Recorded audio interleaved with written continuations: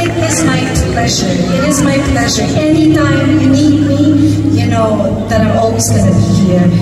Whether to sing in your concert or just even to talk to me about anything and everything. I will always It's lovely to have the privilege to just share so many with you. Thank you so much. It is an honor for me to be in your 50th year anniversary.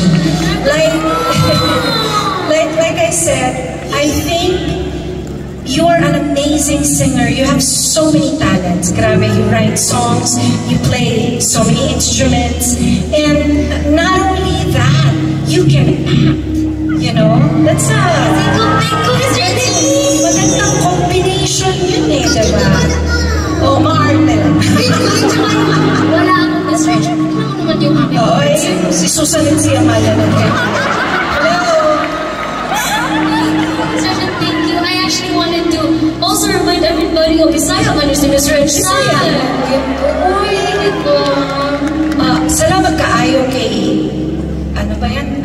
Pinakanta mo ako doon sa Ihila. It's one of my favorite songs of hers. My favorite talaga na namalag ka nakakakanta kasi pajulit-julit ko pinapatugtog yung ano?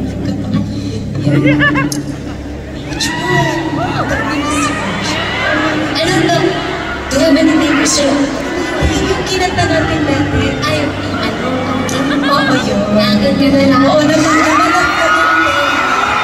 Sa pajulit-julit. So, and not only because it was such a great song, I think I loved it because I loved the way you sang it. It was very sincere, and the ad-libs at the end, yung sakto-sakto lang yung ikaw nagyayabang na kaya ko to. Shoutout ko na rin po si Kuya Kiko Salazar, of course. I think it's such a beautiful song and you sang it really, really well.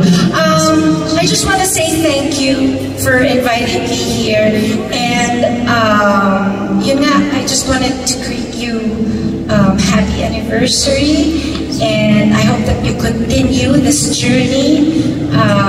Madami ka pang mararating, marami ka pang may experience, mas gagaling ka pa. So, and I'm also very happy that your parents are here. Asa man sila? Asa man? Oo ka na. Oo na. Ay, sila. Oy. Hello, oy. Actually, beside na si Miss Rachel, sobrang nag-check up on me during that. Mori, okay ka na. Lalo pag may mga napapasa si Miss Rachel, like, Mori, nandito lang ako. No, because I can relate. You know, and I also wanted to not just be a friend on stage, but also be involved, hopefully, in your lives. Yung mga kabataan ngayon, kasi syempre parang gusto kong maging tenga, maging boses ninyo, na gusto ko lang malaman ninyo na I really am just here. And I may not always be there, yung parang alam mo yung mga nakaka-dearing friend. Yung mga nakadikit sa'yo lagi.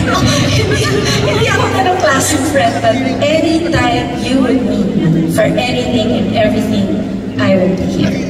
So everybody, once again, Miss Regine Velasquez, I've got the one and only software! Miss Reg, I try. Miss Reg, syempre di pwedeng isang kanta na. Miss Reg, would you do me the honor to sing this very special song with you? Yes. But before we get into it, I also just want to share na sobrang special po itong song na to for me specifically, because I'm not sure if you remember, but I think the very first time that we shared the room together, it was a gala, and you were seated as a guest and I performed, and it was this song. I'm not sure if you remember. And so, it would be an honor, Miss Reg, to sing this song with you and for everyone. Yes.